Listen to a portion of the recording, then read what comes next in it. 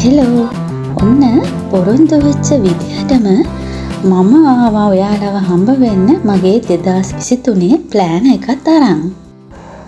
සාම්ප්‍රදායික year plan එකයි bullet journal එකයි ඒ දෙකම ආශ්‍රයෙන් කරගෙන තමයි මට ගැලපෙන විදිහට මම මගේ ඉයර් ප්ලෑන් එක හදාගත්තේ. ඉයර් ප්ලෑන් එකක් අපිව හරි ට්‍රැක් එකේ යවුවට අපිව මොනිටර් කරන්නේ නැහනේ. ඉතින් බුලට් ජර්නල් එකකින් ඒ වැඩේ හොඳටම කරනවා. හැබැයි ඒක ටිකක් සංකීර්ණයි. ඒ වගේම කාලය ටිකක් වැඩිපුර වැය වෙනවා. අන්න ඒ නිසා තමයි මම බුලට් ජර්නල් එකකින් මාව මොනිටර් කරන්න ඕන කරන මට අවශ්‍ය කරන කොටස් ටික විතරක් අරගෙන සාම්ප්‍රදායික බුලට් ජර්නල් එකකින් මම අයින් වුණේ. ඩොටඩ් ග්‍රිඩ් ජර්නල්ස් නේ සාමාන්‍යයෙන් අපි බුලට් ජර්නල්ස් වලට පාවිච්චි කරන්නේ. නමුත් මේවායේ අර weekly plan, daily plan, monthly plan මේවා වෙනම තියෙන නිසාවෙන් මට ටිකක් කරදරයි. මම එහෙම කැමති නැහැ. මට ඕනේ ඒ ඔක්කොම එකට තියෙන්න. ඉතින් ඒ නිසා අන්තිමේදී මම තීරණය කරා මං ගාව තියෙන දේවල් වලින් මට ගැලපෙන විදිහට මගේ ජර්නල් එක මම හදාගන්න.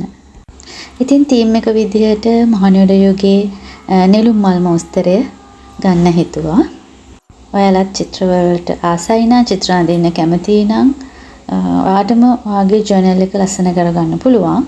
එහෙම නැත්නම් ස්ටිකර්ස් වගේ දේවල් washi tapes වගේ දේවල් පාවිච්චි කරලා ලස්සන කරගන්නත් පුළුවන්. හැබැයි මම නම් හිතන්නේ ඉතින් ගොඩාක් හොඳයි තමන්ම තමන්ගේ ජර්නල් එක ලස්සන කරගන්නවා නම් චිත්‍ර වගේ දේවල් ඇඳලා. ඉතින් මගේ ප්ලෑන් එකට මම ඇතුළත් කරේ ඩේලි ප්ලෑන් එකයි, හැබිට් ට්‍රැකර් එකයි, සෝෂල් මීඩියා ට්‍රැකර් එකයි, ඒ වගේම විෂන් ඩොකියුමන්ට් එකක්, ගෝල්ස් එකම ඊළඟට බ්‍රේන් ඩම්ප් එකයි විතරයි. දැන් ඔයාලා මේ දකින්නේ මම මගේ ඩේලි ප්ලෑන් එකේ ඒ මාසෙට වෙනම පේජ් එකක් වෙන් කරනවා. අන්න ඒක ඩෙකරේට් කරගන්න හැටි තමයි ඔයාලා දැන් මේ දකින්නේ. ඉතින් ඔයාලගේ අවශ්‍යතාවය අනුව ඔයාලට පුළුවන් බජට් ප්ලෑන් එකකුත් ඔයාලගේ ප්ලෑන් එකටම ඇඩ් කරගන්න. මම ඇඩ් කරේ නෑ, මට ඒක අවශ්‍ය නැති නිසාවෙන්. ඊළඟට මූඩ් ට්‍රැකර් එක. ඉතින් මම ඒකත් ඇඩ් කරේ නෑ. මම කොහොමවත් පොසිටිව් ඉන්න කැමති කෙනෙක්. ඉතින් ඒක නිසා මම ඒක ඇඩ් කරේ නැහැ. ඊළඟට තව බකට් ලිස්ට් එකකුත් ඇඩ් කරගන්න පුළුවන්. ඔයගොල්ලෝ දන්නවා බකට් ලිස්ට් එක කියලා කියන්නේ ජීවිතේ කවදා හරි මැරෙන්න ඉස්සෙල්ලා ඔයා කරන්න කැමති දේවල් තමයි බකට් ලිස්ට් එකට අපි ඇඩ් කරලා තියාගන්නේ. මම ඉතින් වෙනමම බකට් ලිස්ට් එකක් ලෑස්ති කරගත්තේ නැහැ. මගේ ගෝල්ස් ලිස්ට් අවුට් කරලා තියෙන තැනම මට අවශ්‍ය වුණොත් ලියාගන්න මම හිතන් ඉන්නවා. එතනම තමයි මගේ විෂන් පේජ් එකක් තියෙන්නේ. ඉතින් මට වෙනම බකට් ලිස්ට් එකක් ඕනේ නැහැ කියලා හිතුණා. ඊළඟට maybe එහෙම නැත්නම් someday කියන කැටගරි එක යටතේ ඔයාලට කවදා හරි ඉඩක් ලැබිච්ච වෙලාවට කරන්න බලාපොරොත්තු වෙන දේවල් ලියලා තියාගන්න පුළුවන්. ඒ වචන දෙකෙත් පොඩි ඍණාත්මක ගතියක් මට දැනෙන නිසා මම ඉඩක් ලැබිච්ච වෙලාවට කරන්න හිතන දේවල් උනත් ලියාගන්නේ want to do කියන කැටගරි එක යටතේ. ඉතින් want to do list එකක් කියලා වෙනම page එකක් නෑ. ඒ මාසේ මගේ targets තියෙන තැනම මම ඒකත් සටහන් කරගන්න තමයි හිතාගෙන ඉන්නේ. ඔන්න ඉතින් කතාවෙන් මම 2023ට මාස 12ෙම pages ටික ලෑස්ති කරගත්තා. අන්න ඊළඟට journal එක අරපු ගාම පේන්න hello 2023 කියලා මම ලියාගත්තා.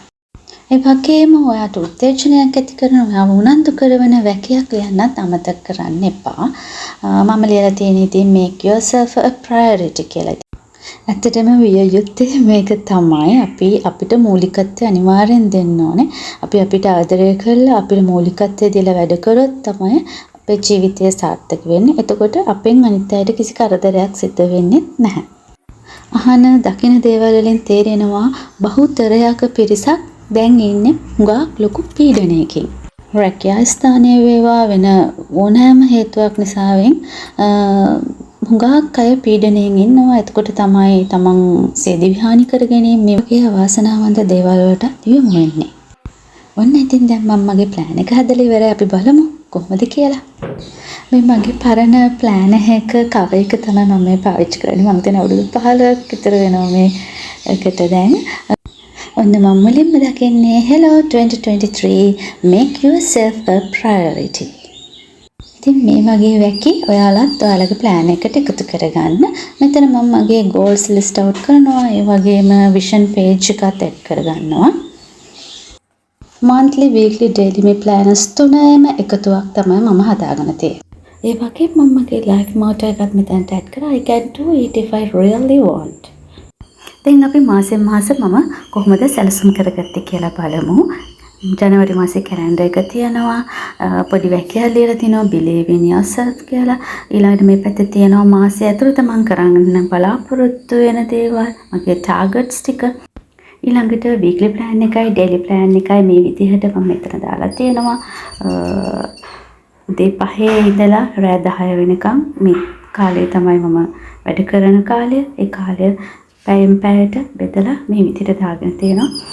මට අවශ්‍ය දේවල් මේකේ to do list එක මට මේකේ සටහන් කරගන්න පුළුවන්. අන්තිමටම notes කියලා තියෙනවා. ඉතින් මේ මාසෙට අදාළ මොන හරි ලියන්න ඕනේ දෙයක්, එහෙම නැත්නම් ලැබෙන මාසෙට කරන්න ඕනේ දේවල් එහෙම අපිට notes වල ලියා ගන්න පුළුවන්. සාමාන්‍යයෙන් monthly plan එක, weekly plan එක, daily plan එක වෙන වෙනම තමයි තියෙන්නේ. අපි plan එකක් bullet journal එකක් ගන්න ගියොත් ඒ වල තියෙන මේ විදිය. ඉතින් මට ඒකට හරිම කරදරයි. මම කැමති මේ planners තුනම එකම තැනක එකට එකතු කරලා හදන්න පුළුවන් නම් ඒක හොඳයි කියලායි මට හිතෙන්නේ. ඒ නිසා තමයි මම කල්පනා කළා මේ විදියට හදාගත්තේ. මේක මට ගොඩක් පහසුයි. time wasting අඩුයි. monthly plan එකත්, daily plan එකත්, weekly plan එකත් එකපාරමට බලා ගන්න පුළුවන්. ඉතින් මොකද හිතන්නේ ඔයගොල්ලෝ මගේ මේ 3 in 1 plan එක ගැන? ඔයාලටත් ඒක හොඳයි කියලා හිතනවා නම් ඔයාලටත් ඒ ක්‍රමය අනුගමනය කරන්න පුළුවන්. ඒ වගේම ඔයාලගේ වෙනම විදිහේ planners ඇති. මම ආසයි ඒව ගැන දැනගන්න. ඉතින් මාත් එක්ක ඒ දේවලුත් share කරගන්න. මේ තියෙන්නේ මගේ habit tracker එක. ඔයාලට වගේ එක habit එකට වෙන වෙනම pages වෙන් කරගන්න පුළුවන්. ඒ වුණාට මම මගේ මෙතන habits දෙකයි තියෙන්නේ. ඒක නිසා මට මේ දෙකම මම එකම page එකේ accommodate කරගත්තා. ඔයාලා ඉතින් දන්නවනේ ඕනම දෙයක් දවස් 21ක් එක දිගට නොකඩවා කරොත් ඒක ඔයාලට habit එකක් කරගන්න පුළුවන්. මම color code system එකක් තමයි මෙතෙන්දී පාවිච්චි කරන්නේ. මගේ habits මම හරියට කරනවද කියලා monitor කරගන්න. ඉතින් මට ඕනේ මේ මගේ habit tracker එක සම්පූර්ණ කොළ පාටින් පාට වෙනවා දකින්න.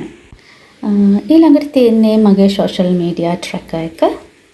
මේ තියෙන්නේ brain dump section එක. එහෙම නැත්නම් notes ලියා ගන්න තමයි මෙතන තියෙන්නේ හිතට එන අදහස්. ඉතින් මේ තමයි මගේ 2023 මගේ ප්ලෑන එක.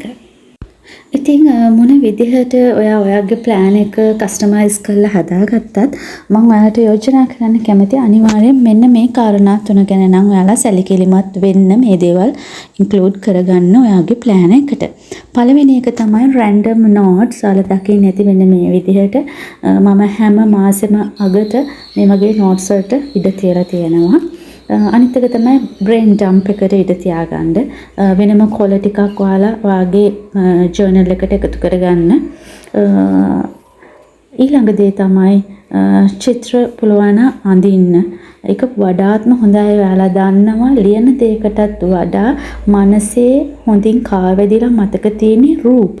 ඉතින් ඒක නිසා ඔයාම ඔයාගේ goals මොනවද කියන එක ඔයා එක චිත්‍රයට නගනවා නම් ඒක වඩාත් හොඳින් ඔයාගේ හිතේ ධාරණය වේවි. ඒවා ඉෂ්ට කරගන්න. එතකොට ඔයා වැඩ කරાવી. එහෙමත් නැත්නම් අඩුතරමින් stickers වලින් හරි ඒ දේවල් කරන්න. ඒක ගොඩක්ම හොඳයි. අනිත් ඒ තමයි color code එකක් පාවිච්චි කරන්න. ඒකෙනුත් ඔයාට ඒ කාර්ය මොකක්ද කියන එක ගැන ඉතාමත් හොඳට මනසට කාවදීවි. මම පාවිච්චි කරලා තියෙන color code එක මොකක්ද කියන එක මම මේ වීඩියෝ එකෙන් ඔයගොල්ලොත් කතා කරන්න යන්නේ නැහැ. මේ වීඩියෝ එක තවත් දික් වෙන නිසා. ඊළඟට මම ගේන daily planner වීඩියෝ එකෙන් මම ඒ ගැන in detail කතා කරන්නම්. ඉතින් එහෙනම් මේ වීඩියෝ එක වැදගත් කියලා හිතෙනවා නම් ලයික් එකක් දෙන්න, කමෙන්ට් කරන්න, යාළුවෝ අතර ෂෙයා කරගන්න. ඔයා තාමත් මම සබ්ස්ක්‍රයිබ් කරලා නැත්නම් සබ්ස්ක්‍රයිබ් කරලා බෙල් නොටිෆිකේෂන් ඔන් කරන්න. මගේ ඊළඟ වීඩියෝ එකේ නොටිෆිකේෂන් එක ඔයා ළඟට ගෙන්න ගන්න. ඉතින් එහෙනම් මං ගිහින් එන්නම්. සුබ දවසක්.